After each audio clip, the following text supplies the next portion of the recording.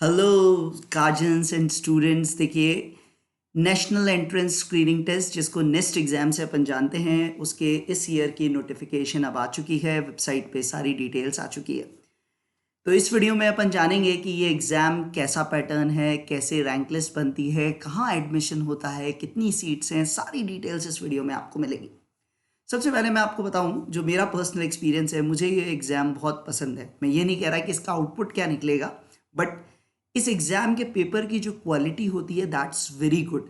पिछले करीबन 10 सालों से मैं पर्सनली जब भी फाइनल एग्ज़ाम्स बनाने होते हैं, पेपर्स मॉक पेपर्स बनाने होते हैं जेई के लिए, तो इसके प्रीवियस ईयर क्वेश्चंस को बहुत अच्छे से यूज़ करते हैं। बहुत प्यारे क्वेश्चंस यहाँ पे सिलेक्ट होके आते हैं। मतलब आईआईटी के बाद शायद ये एग्ज़ाम है जिसमें क्वेश्चंस क्वालिटी बहुत अच्छी होती है, और एज अ टीचर हमें बहुत ईजिली कंसेप्ट मिल जाते हैं या क्वेश्चंस ही डायरेक्ट मिल जाते हैं जिससे बच्चे को अच्छे से टेस्ट किया जा सके। सो वी वर यूजिंग, मतलब 10 साल से मैं इसको यूज़ कर रहा हूँ। मैं और मेरे साथ जो भी कलीग्स थे सब इसको यूज़ करते थे, क्योंकि क्वेश्चंस बहुत अच्छे इसमें पूछे जाते हैं। आइए अब इस एग्ज़ाम की बात करें।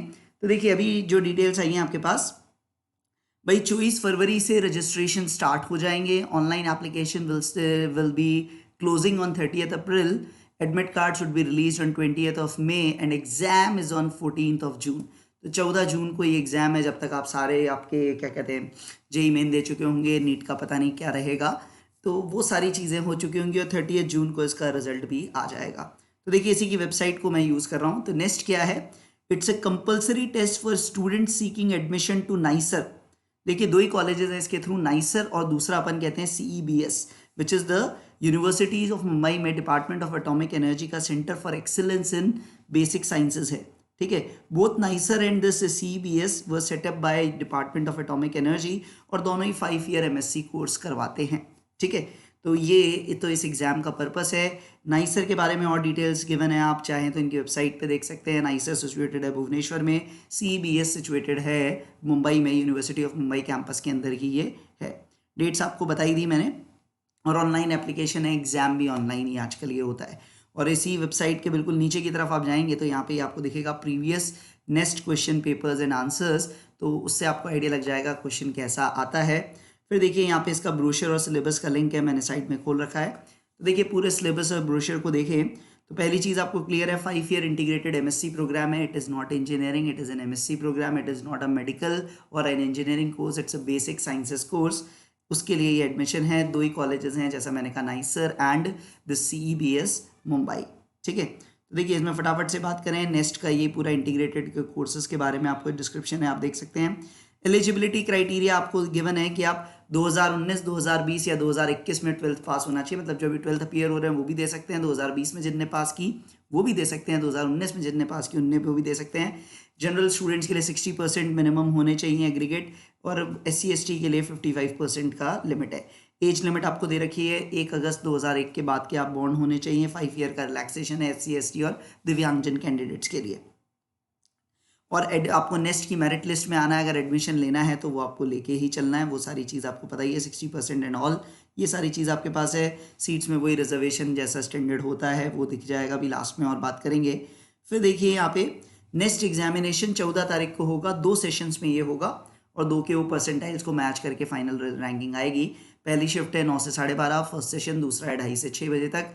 Candidate will be assigned either of the two, में दोनों में से कोई एक सेशन आपको मिलेगा। ठीक है, दोनों कॉलेजेस की मेरिट लिस्ट सेपरेट बनती है, इस पॉइंट पे भी आएंगे। देखिए, दोनों कॉलेजेस में पेपर एक ही है, बट मेरिट लिस्ट बनाने का तरीका दोनों का अलग अलग है, वो सब अपन देखेंगे अभी।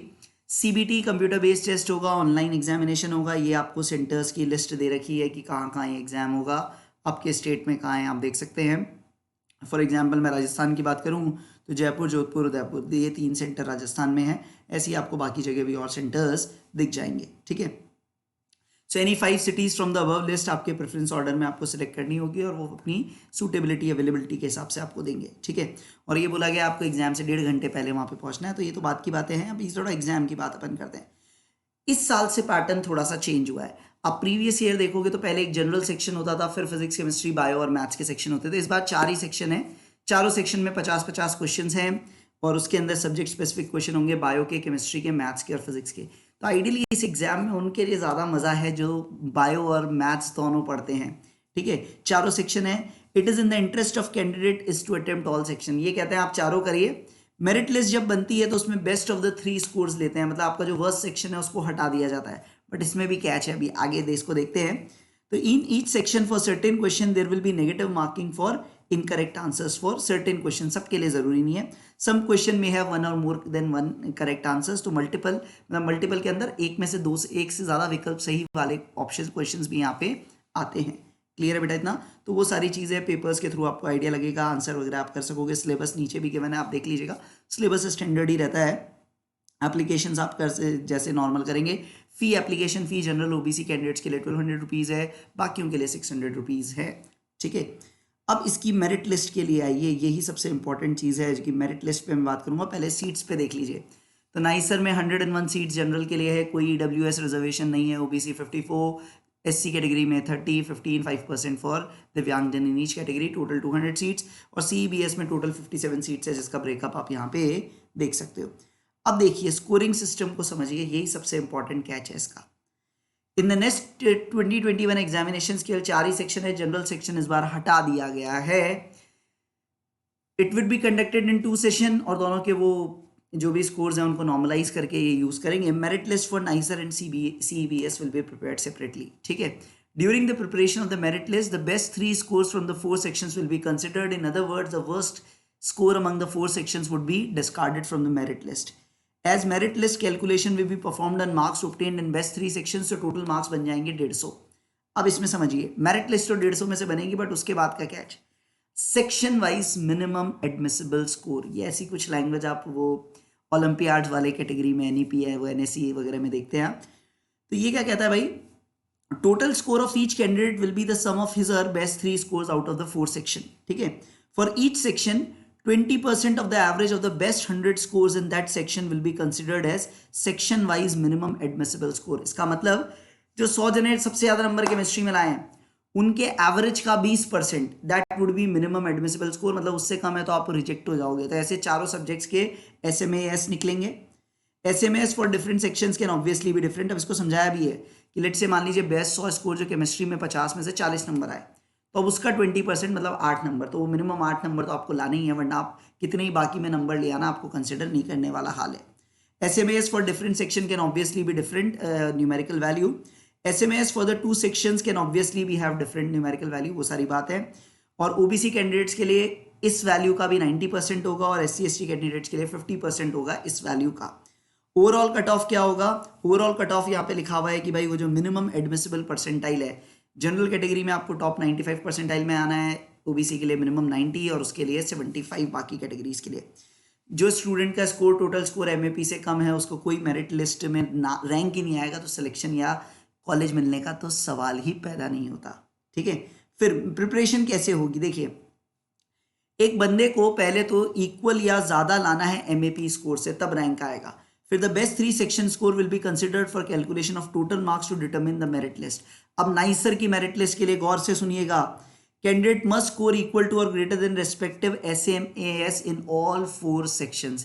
अब मैथ्स का बच्चा बोलेगा सर बायो में, भाई मान के चलो जैसा एग्जाम्पल था 7-8 नंबर का है, तो किसी तरह से वो जिसमें से 2 क्वेश्चंस कुछ इस तरह के भी होंगे जो कि 10th लेवल के साइंस के बेसिस पे हैं, तो ये उम्मीद करते हैं उतना आपको लाना है। तो नाइसर में लाने के लिए आपको चारों सेक्शन का SMAS क्लियर करना है। भले ही रैंक टॉप 3 से मिलेगा, बट चौथे में भी अगर उस बाधा को पार नहीं कर पाए तो कितने ही नंबर हो आपको नाइसर कंसिडर नहीं करेगा। CBS में 4 में से 3 के ही लेगा, वो चारों के नहीं ले रहा।